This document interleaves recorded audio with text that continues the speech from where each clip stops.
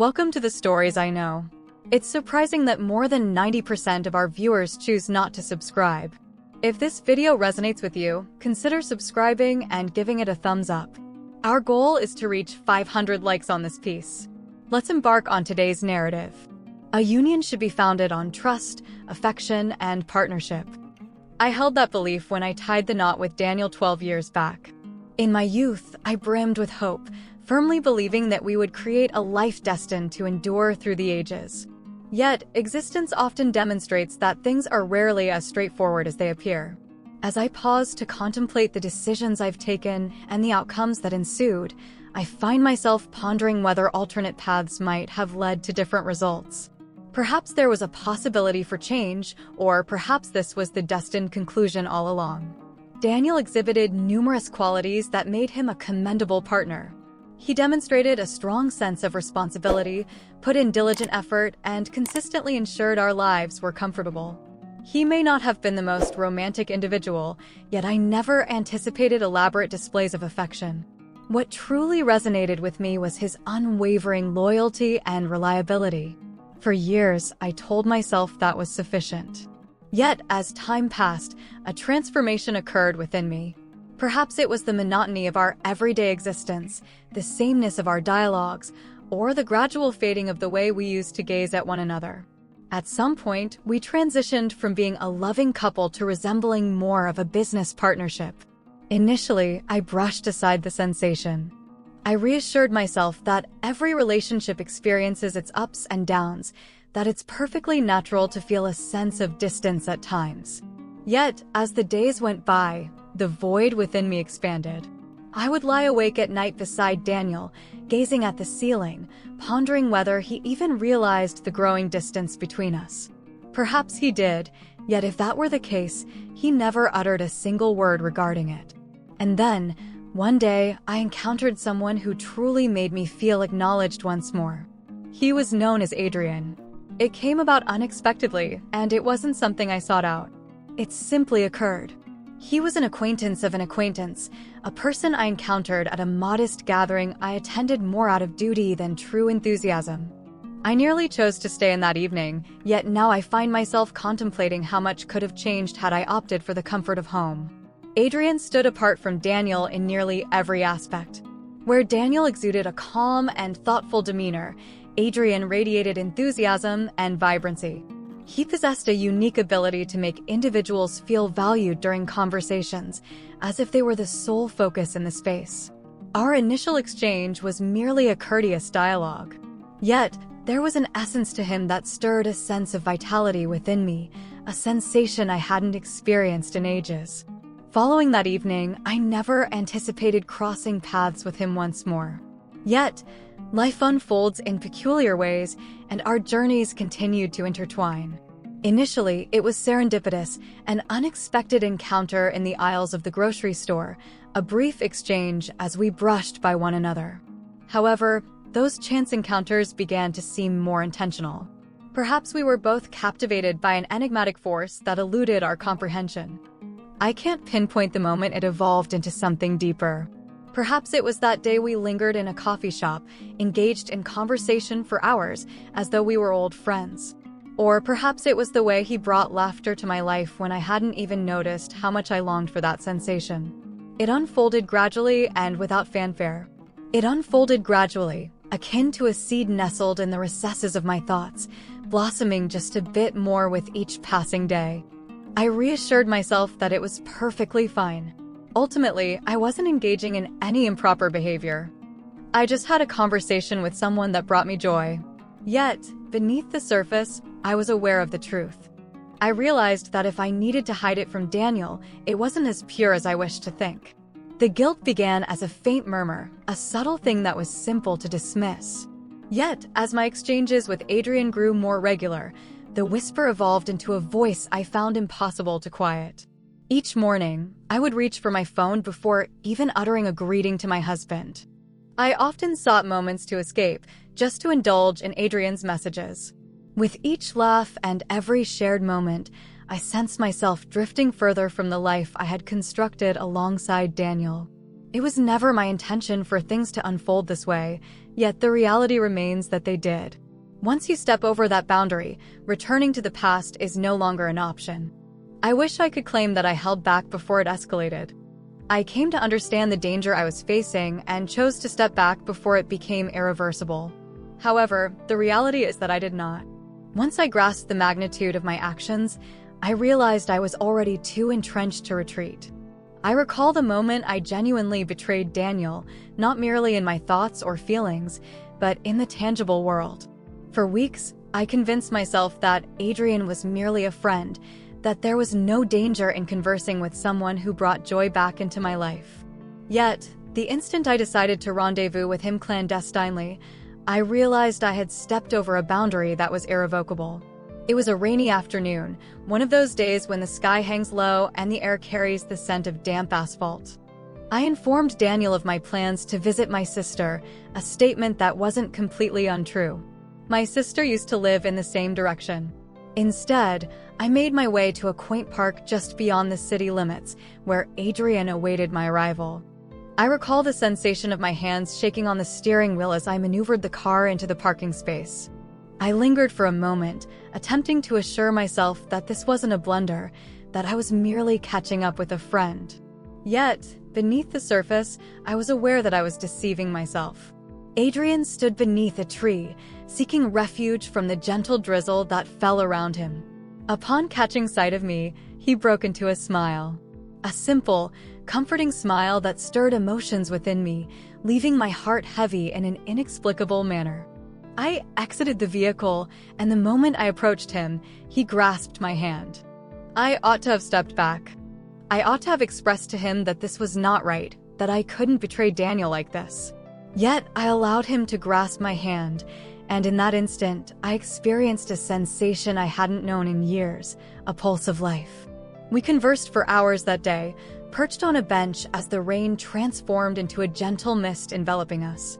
Our conversation danced between profound topics and the trivial, weaving a tapestry of thoughts that felt both significant and inconsequential. I shared with him the story of my life, my marriage, and the sense of invisibility that enveloped me within my own home. He absorbed my words with a depth that Daniel never achieved, as though each syllable I uttered held significance. As the sky grew darker, he turned to me and said, "You deserve to be happy, Evelyn." The way he spoke my name, laced with such tenderness, sent a delightful shiver coursing through me. It wasn't merely the words, it was the manner in which he expressed them, as though he genuinely held them to be true, as though I was entitled to greater than what I possessed. I'm uncertain about who initiated the movement. Perhaps it was him, or perhaps it was me. But before I realized it, we were near, uncomfortably near. My heart raced within me, and for the first time in ages, Daniel was not on my mind. I wasn't considering what was right or wrong. I found myself reflecting on the warmth of being desired once more. I wish I could claim that was the sole instance, but once you allow yourself to descend, halting becomes an impossibility. What began as a single meeting quickly escalated into 2, then 3, and before I knew it, I found myself leading a double life. With Daniel, I maintained the same role I had always played, preparing meals, engaging in light conversation, and feigning that everything was as it should be. Yet with Adrian, I transformed into a different person altogether, one who felt unburdened, one who embraced freedom. The guilt lingered, yet I discovered ways to quiet its voice. I reassured myself that Daniel was oblivious, too immersed in his tasks to perceive the shift within me. Perhaps that held some truth, at least for a time. However, everything began to fall apart.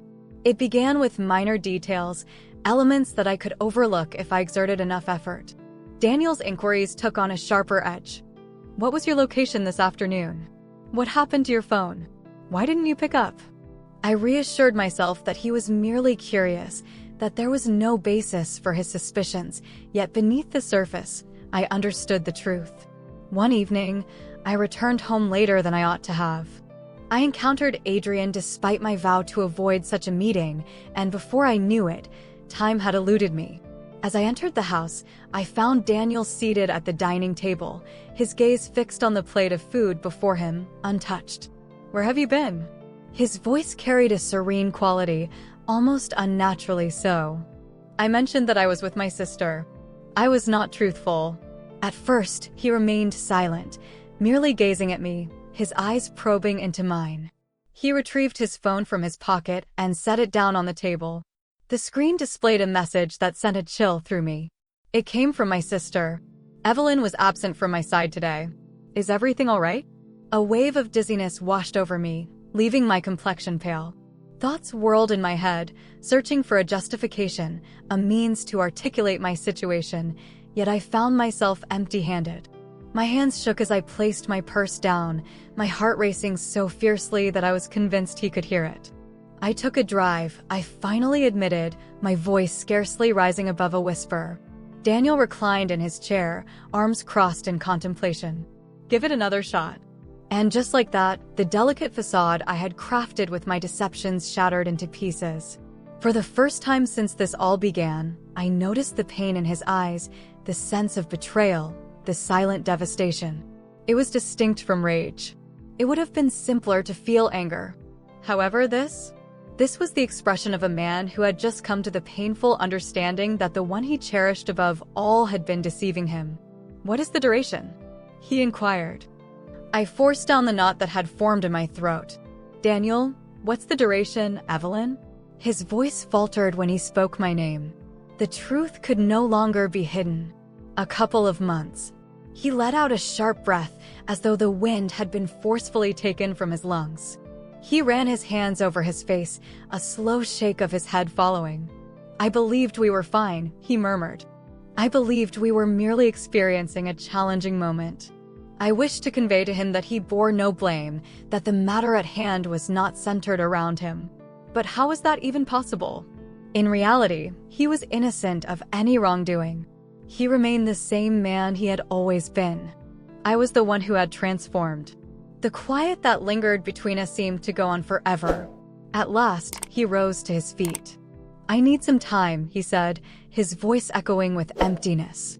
"At this moment, I'm unable to proceed with this."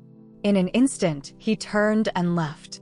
I lingered in that moment, gazing at the vacant chair opposite me, my hands trembling with uncertainty.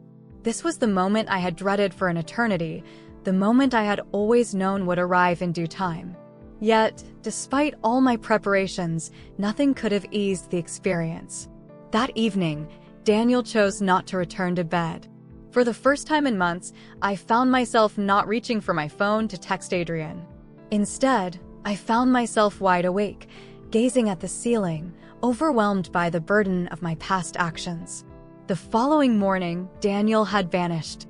His portion of the closet stood half empty, the toothbrush absent from its holder. A note caught my eye on the kitchen counter. "I require some distance. Please refrain from reaching out to me." I ought to have anticipated it, yet witnessing the letters in his script caused my heart to constrict. I found myself at the kitchen table, the familiar spot where we had enjoyed countless breakfasts together, and it struck me that I had shattered something beyond repair. That morning, Adrian reached out to me via text, inquiring about my well-being. I gazed at the message for what felt like an eternity before finally composing 2 words. "It has come to an end." After that, he vanished from my life.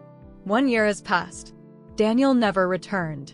The divorce papers came in the mail a few months after he departed, and I signed them without hesitation.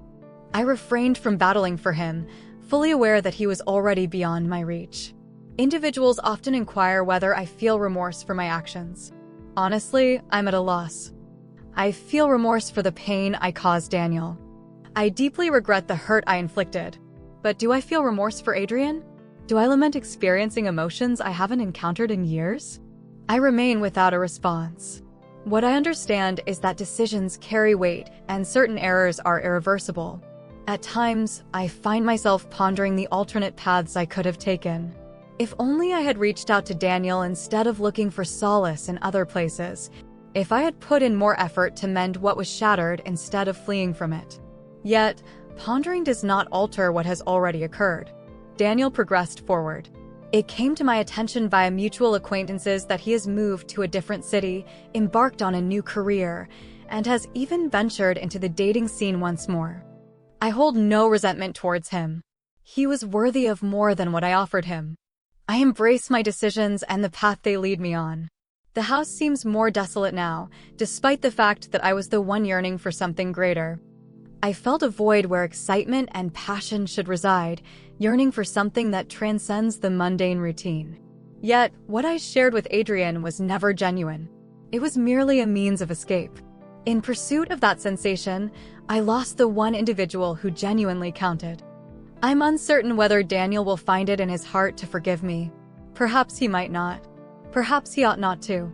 Yet, if I had the chance to express just one thought to him at this moment, it would be this. I acknowledge my mistake. I understand that now. I apologize. Life continues its relentless march, regardless of our desires. Yet certain errors linger with us eternally.